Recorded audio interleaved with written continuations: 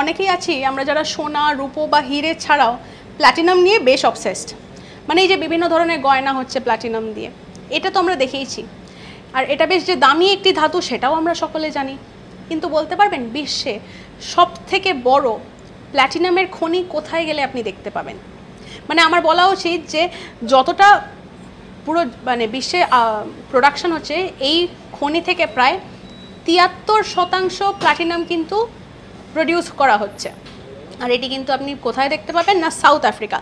South আফ্রিকার north ওয়েস্টে গেলে আপনি এই খনিটি পাবেন। এই খনির নাম হচ্ছে ইম্পালা মাইন, যেখানে বিশ্বের সবথেকে বেশি পরিমাণে প্ল্যাটিনাম উৎপাদন করা হয়। শুধু তাই না, এই একটা যদি আমি এস্টিমেট দিই যে 2002 সালে মনে করা হয়েছে প্রায় 140 মেট্রিক টন প্ল্যাটিনাম কিন্তু পাওয়া গেছিল এই খনি থেকেই। ইন্টারেস্টিং না?